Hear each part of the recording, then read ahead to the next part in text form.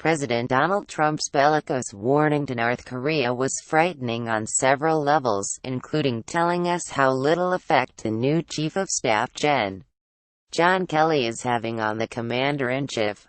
Unbound as ever by the usual norms of diplomacy and nuclear weapon rattling, Trump threatened North Korea with fire and fury like the world has never seen as Kelly sat stiff as a statue across the table. Trump wasn't reading from notes. He did not consult with anyone, his Secretary of State, his UN ambassador, much less the generals he loves, including Kelly, maybe because, as he's said, he's smarter than they are. It's only been 2 weeks and Trump stashed the hopes of those who pleaded with Kelly to move to the White House to get it functioning well enough to deal with a crisis, such as the current one. Even with 24 hours after Trump went rogue on nuclear war, Kelly couldn't talk the boss off the limb he crawled onto. At a follow-up press conference on Thursday, Trump made matters worse, predicting that Ambassador Nikki Haley's unanimous UN resolution sanctioning North Korea would fail, and that he'd go far enough with his fire and fury talk, a point repeated by aide Sebastian Gorka, a Trump pedant wearer of a medal from Vitesse Rend, a group listed as under the direction of the Nazi government of Germany by the State Department during World War II.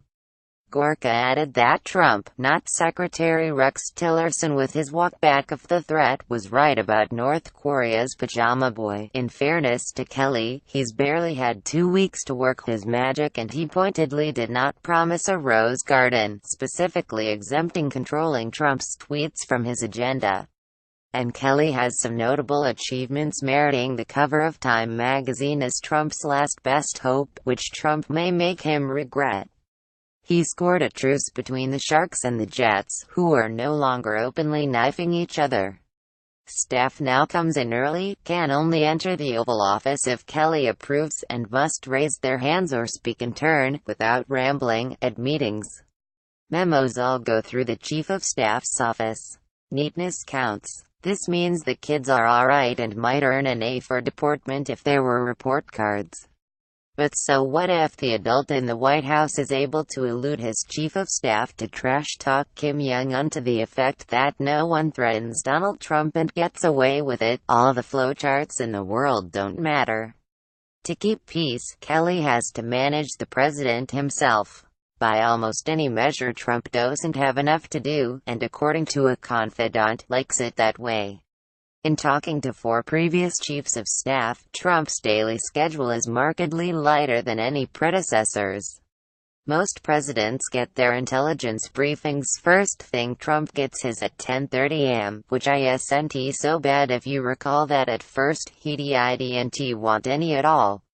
There are fewer than 5 things on his published schedule most days, one of which is often a lunch with an aide or the vice president where he gets 2 scoops of ice cream and they get 1. To plump up the president's schedule, Sean Spicer had to resort to adding parentheticals about what pleased the president that day, confirmations, his hopes for a good economy, what the vice president was doing more than the president, and the theme of the week: Small Business Week, Heroes Week, etc. If FEMA was conducting a severe weather conference call, that would get thrown in as if the president were in on it. Here is Spicer giving the president's schedule on May 1 after receiving his daily intelligence briefing this morning. The president led a National Economic Council listening session with CEOs of small and community banks, followed by filler until he got back to specifics of Trump having lunch with Director Mark Mulvaney. That was followed by a visit from former Commerce Secretary Pete Peterson, a joint meeting with Kelly and CIA Director Mike Pompeo, and finally, at 4 p.m., remarks to the Senate Youth Program. At 5 p.m., he rested.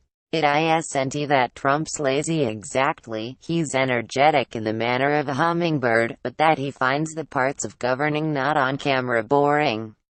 His light schedule leaves him time to do what he likes: wake up and settle his mini scores via Twitter, without weighing the consequences or checking the spelling, against perceived enemies like that nutjob Comey, his attorney general, the special counsel, a senator and former Marine who didn't serve in Vietnam, anyone who's slighted him on a talk show, the former president and Hillary, and now Senate Majority Leader Mitch McConnell, who's in the doghouse until he passes Trump's entire agenda and finds a cure for cancer. In this wide-open day, he wants as few briefings as possible, even if each is limited to 1 page and 9 points, which is why he gets impatient with decorated Commander Jen. H.R. McMaster as the Commander-in-Chief tries to remember the difference between Shias and Sunnis, the Taliban and Al-Qaeda, and where Fallujah is. You are now subscribed to the Daily Digest and Cheat Sheet. We will not share your email with anyone for any reason. Reading is a chore, other than the 2 folders of glowing clips he gets daily. He prefers talking to outsiders to get a read on how he's doing, always well, rather than spend time with his cabinet, whom he's met with once and which, on cue, told him that it is a blessing to serve him. A perfect day is one that ends at his hotel down the street with a piece of its signature chocolate Trump cake. It won't be easy for Kelly to beef up the schedule given how much Trump likes to be master of his domain. Unless someone puts parental controls onto his phone and his 60-inch TV, he'll continue to clock more screen time than a teenager playing Candy Crush. After his repeated promises during the campaign, "Believe me, I won't be taking a vacation," he is on a 17-day break that doesn't differ that much from his weekends. Trump's hit the links most of the 66 days he spent away from his desk at various Trump properties, a record that leaves Obama in the dust. If Kelly thinks controlling Trump over Kim is hard, he should wait until the president returns to the renovated West Wing and gets a load of the angry inflated fowl with an orange pompadour that can be seen from the Truman balcony and is positioned to show up in live TV shots. He's gone ballistic over less.